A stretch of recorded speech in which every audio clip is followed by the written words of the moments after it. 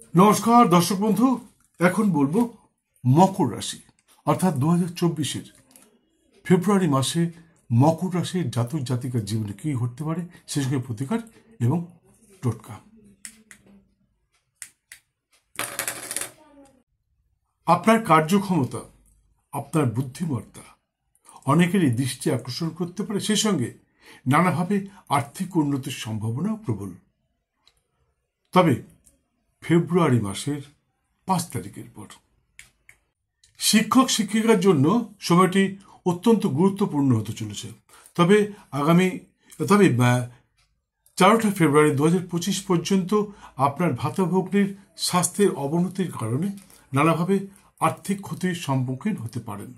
তবে 5 ফেব্রুয়ারি 2025-এর পর আপনার ভাতাভগ্নি সুস্থ হয়ে উঠবে এবং ওদের সুপরামর্শে আপনার কর্মবাণিজ্যে নানা উন্নতির সম্ভাবনা প্রবল। কিছু জাতক জাতিকা 20 অক্টোবর 2024 থেকে নিজের অথবা শাশুড়ি মায়ের শারীরিক অসুস্থতার কারণে নানাভাবে মানসিক বিধ্বস্ততার শিকার হতে বাধ্য হচ্ছিলেন। তবে গত 21 জানুয়ারি 2025 থেকে ক্রমশ সুস্থ হয়ে উঠছেন এবং একটু স্বস্তি ফিরেছেন, কিন্তু খুব শীঘ্রই আবার অসুস্থ হয়ে পড়বেন। বিশেষ প্রয়োজনে কোনো ডাক্তারের পরামর্শ নিতে পারেন। যারা গৃহ নির্মাণ কর্মে হাত দিয়েছিলেন তারাও নানাভাবে ঝামেলার মধ্যে চলছিলেন, তবে এই মুহূর্তে একটু স্বস্তি পেয়েছেন। তারাও কিন্তু কিছুদিনের মধ্যেই আবার নানা রকম ঝামেলার মধ্যে জড়িয়ে পড়তে পারেন। অনেকেই বলবে আপনার সাড়ে চলছে। বন্ধু, ভয় পাবেন না, সাড়ে মোটেও খারাপ জিনিস নয়। আমি বলছি কারণ আমার জীবনে দুবার সাড়ে এসছে। এর বৃত্তান্ত দেওয়া রয়েছে মীন রাশিতে। আমি মকর রাশিতে বলতে চাইছি তার কারণ মকর রাশিটা বড় হয়ে যাবে। তবে এইটুকু জেনে রাখুন, শনি সৎ এবং নিষ্ঠাবান। তাই শনির সাড়ে কালে আপনি যদি সত্যের পথে চলেন, নিষ্ঠার পথে চলেন, তঞ্চকতার মধ্যে না থাকেন, ব্যভিচারের মধ্যে না থাকেন, তাহলে আপনি সমস্ত রকমভাবে সুখ প্রাপ্তি ঘটবে, আপনার সমস্ত রকমভাবে সফল হবেন। যাই হোক, আবার বলছি, শনির সাড়ে সম্বন্ধে জানতে হলে মীন রাশিটা অবশ্যই দেখবেন, সেখানে বৃত্তান্ত বলে দিয়েছি। তাছাড়া এন্ড স্ক্রিনে দেওয়া ভিডিওটি দেখবেন, আশা করি অবশ্যই অনেক কিছু জানতে পারবেন। বিদ্যার্থীর বিদ্যায় নানা উন্নতি সহ প্রতিভার বহিঃপ্রকাশের সম্ভাবনা প্রবল। যারা শিল্পকলার সাথে যুক্ত আছেন, যেমন অভিনয়, গান বাজনা, চিত্রশিল্প,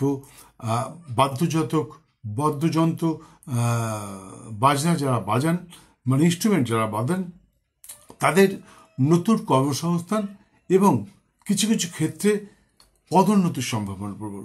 তাছাড়া যারা ডিরেকশন দিচ্ছেন, চিত্র পরিচালক যারা, টিভি হোক, সে ফিচার ফিল্ম হোক, ডকুমেন্টারি হোক বা টিভি সিরিয়াল হোক, যারা পরিচালনা করছেন, চিত্র পরিচালনা করছেন, তাদের জন্য কিন্তু সময়টা অত্যন্ত শুভদায়ক হতে পারে। বন্ধু, আবার বলছি, সুযোগ এসেছে, সুযোগের সদ্ব্যবহার করার চেষ্টা করুন। তাছাড়া কিছুদিনের মধ্যেই মকর রাশির শনির সাড়ে কেটে যাবে। তো এই মুহূর্তে একটু মানে আর্থিক অনটন দেখা দিতে পারে, কোনো কোনো ক্ষেত্রে দেখা যেতে পারে আপনি অকারণ কিছু অর্থ ব্যয় করে ফেলছেন। এই জিনিসটা কিন্তু এই মুহূর্তে একটু দেখা দিতে পারে, তবে আমি আশা করি তেমন একটা ক্ষতি হবে না। এবং কিছুদিনের মধ্যেই আপনার শনি সাড়ে কেটে যাবে, তখন আপনি নানা রকম সুখ শান্তি পাবেন। তবে আবার বলছি, শনি সাড়ে আপনি সত্যের পথে চলুন, তঞ্চকতা দূর করুন, ব্যভিচারের মধ্যে লিপ্ত হবেন না, সত্যি কথা বলার চেষ্টা করুন, কিছুদিনের মধ্যে খুব ভালো ফল পাবেন। আবার বলছি, কর্মচারী, আধিকারিক, প্রশাসনিক ব্যক্তিত্ব, সংগঠনের নেতানেত্রী, শিক্ষক শিক্ষিকা ইত্যাদির জন্য সময়টি অত্যন্ত শুভদায়ক। সময় এসছে, সুযোগ এসছে বন্ধু, এই সুযোগের সদ্ব্যবহার করতে ভুলবেন না। মনে রাখবেন, এই সুযোগ কিন্তু বারবার আপনার জীবনে নাও আসতে পারে। অনুসন্ধানকালে লক্ষ্য করেছি, মকর রাশির শত্রুরা খুব বুদ্ধিমান হয়ে থাকে। আর শুধু তাই নয়, মকর রাশির ভাগ্যোদয়ের সাথে সাথেই শত্রু বৃদ্ধিও ঘটে থাকে। তবে এই মুহূর্তে শত্রুরা একটু হয়তো চেপে রয়েছে, কারণ তারা নিজেরাই নানা সমস্যার মধ্যে দিয়ে দিন যাপন করতে বাধ্য হচ্ছেন। তবে আমার একান্ত অনুরোধ, শত্রুকে কখনো অবজ্ঞা করবেন না। মনে রাখবেন, আপনার শত্রু অত্যন্ত বুদ্ধিমান। আর শুধু তাই নয়, আপনার যখন ভাগ্যোদয় ঘটবে তখনই আপনার শত্রু বৃদ্ধি ঘটবে। তাই শত্রুদের থেকে সবসময় সতর্ক থাকবেন। যদি মনে হয় যে এই লোকটা আপনার শত্রু, তাহলে তার সাথে কখনো দুর্ব্যবহার করবেন না, ভালো ব্যবহার করবেন এবং তার থেকে সবসময় সতর্ক থাকবার চেষ্টা করবেন, অ্যালার্ট থাকবেন। তাহলে আশা করি তেমন একটা ক্ষতি করতে পারবে না কেউ। একটি সুখবর আছে, মকর রাশির জাতক জাতিকা যারা আধিকারিক, প্রশাসনিক ব্যক্তিত্ব, সংগঠনের নেতানেত্রী, খেলোয়াড় ইত্যাদি, যাদের গুরুগম্ভীর স্বভাব এবং চরিত্র, তারা কিন্তু খুব শীঘ্রই একটা সামাজিক প্রতিষ্ঠা পেতে পারেন। হ্যাঁ বন্ধু, একটা সামাজিক ভালো প্রতিষ্ঠা পেতে পারেন। আর এরপর এই ব্যাপারে বিস্তারিত জানবার জন্যে আপনি স্ক্রিনে দেওয়া নাম্বার একটি ফোন করে চলে আসুন, বৃত্তান্ত আপনাকে খুলে বলবো।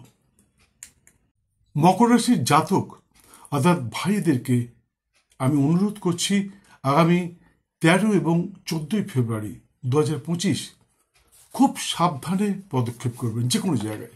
কারণ এই দুটি দিনে আপনি কিন্তু আপনার নিজের নির্বুদ্ধিতার কারণে কোনো রকম পুলিশি ঝামেলায় জড়িয়ে পড়তে পারেন, এমনকি হাজতবাসের সম্ভাবনাও উৎপন্ন হতে পারে। তাই যে কোনো কাজ করবার আগে একটু বুঝে নেবেন, আমার মনে হয় ভালো হবে। অন্যথায় কিন্তু আপনি আইনি সমস্যায় জড়িয়ে পড়তে পারেন। কবে? মকর রাশির জাতক ভাইরা আগামী 13 এবং 14 ফেব্রুয়ারি 2025 সতর্ক থাকবেন। মকর রাশির বোনেরা অর্থাৎ জাতিকা, তাদেরকে বলছি আগামী 20, 21 এবং 22 ফেব্রুয়ারি 2025 সতর্ক থাকবেন। আপনার নিজের নির্বুদ্ধিতার কারণে সাংসারিক সুখে বাধা আসতে পারে এবং আইনি সমস্যায় জড়িয়ে পড়তে পারেন। তাই বেফাস কথা কিছু বলবেন না, কারোর সাথে ইয়ার্কি ঠাট্টা করবেন না, কারোর সমালোচনা করবেন না। তাহলে কিন্তু আপনি কোনো রকম আপনার সামাজিক প্রতিষ্ঠা বিপন্ন হতে পারে এবং সম্মানহানি ঘটতে পারে। তবে আগামী 11, 12, 18 এবং 19 ফেব্রুয়ারি 2025 সকলের জন্য অত্যন্ত শুভদায়ক। এই দিনগুলির শুভক্ষণে খেলোয়াড়, বাদ্যবাদক, স্টুডেন্ট বাদক, গায়ক গায়িকা, অভিনেতা অভিনেত্রী, প্রশাসনিক ব্যক্তিত্ব, আইনজ্ঞ, শিক্ষক শিক্ষিকা ইত্যাদিরা যে কোনো কাজে সফলতা পাবেন। তবে এই দিনগুলির শুভক্ষণে কিন্তু কাজটা করতে হবে। আপনাদের আটকে থাকা যদি কোনো কাজ থেকে থাকে, কারা করবেন? খেলোয়াড়, আইনজ্ঞ, প্রশাসনিক ব্যক্তিত্ব, সংগঠনের নেতা নেত্রী, শিক্ষক শিক্ষিকা এবং কোনো আধিকারিক অর্থাৎ কোনো অফিসার, সে সরকারি হোক আর বেসরকারি হোক। আপনারা কিন্তু এই জাতিকাদের বলছি, মকর রাশির জাতিকারা, আপনারা মকর রাশির জাতক এবং জাতিকা উভয়কেই বলছি, আগামী 11, 12, 18 এবং 19 ফেব্রুয়ারি 2025 সকলের জন্য অত্যন্ত শুভদায়ক।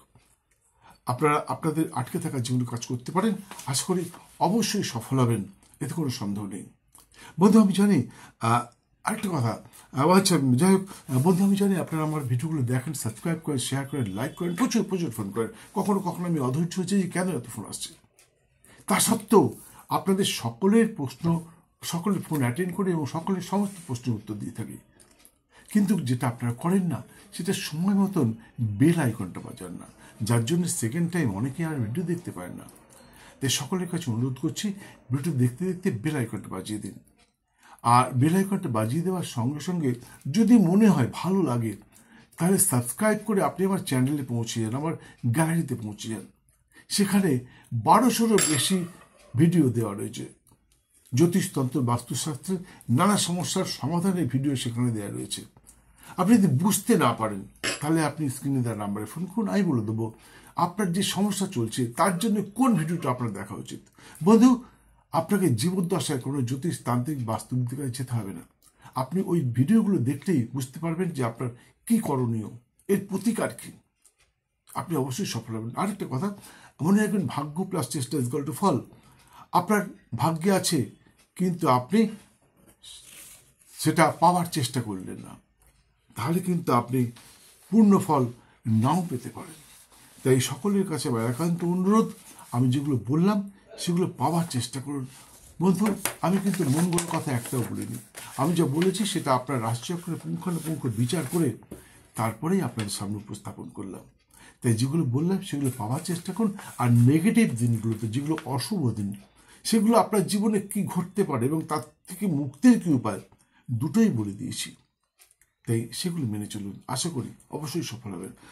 আর মকর রাশির সমস্ত সম্প্রদায়ের জাতক এবং জাতিকা সকলের জন্য বলছি, আপনাদের জন্য শুভ রং সাদা এবং নীল, শুভ সংখ্যা 2 এবং 8, শুভ দিন শুক্রবার এবং শনিবার। এছাড়া সর্বক্ষণ একটি নীল রঙের রুমাল ব্যবহার করতে পারেন, আশা করি অবশ্যই সফলতা আসবে। এছাড়া প্রতি শনিবার নিরামিষ আহার সহ ব্রহ্মচর্য পালন করে শ্রী শ্রীমা দক্ষিণাকালের পুজোয় মাকে তুষ্ট করার চেষ্টা করুন। আমি নিশ্চিত আপনি যদি শ্রী শ্রীমা দক্ষিণাকালের পূজায় মাকে তুষ্ট করতে পারেন, তাহলে আপনাদের জীবনের সমস্ত বাধা বিড়ম্বনা দূর হবে, সে সঙ্গে সর্বক্ষেত্রে সফল হবে, নিতে কোনো সন্দেহ নেই। পুজো পদ্ধতিতে বলতে পারলাম না, কারণ পুজো পদ্ধতি বলতে গেলে ভিডিওটা অনেক বড় হয়ে যাবে, এমনিতেই বড় হয়ে গেছে। যাদের জানবার ইচ্ছা তারা স্ক্রিনে দেওয়া নাম্বারে একটি ফোন করে চলে আসুন, অবশ্যই বলে দেবো। আরেকটি কথা, ভিডিও সম্পূর্ণ দেখার জন্য অসংখ্য ধন্যবাদ। ভালো লাগলে একটি লাইক দিয়ে বেল আইকনটি বাজিয়ে দিয়ে সঙ্গে থাকুন। আবার দেখা হবে অন্য কোনো ভিডিওর সাথে, অন্য কোনো সময়। সুস্থ থাকুন, ভালো থাকুন। জয় মা।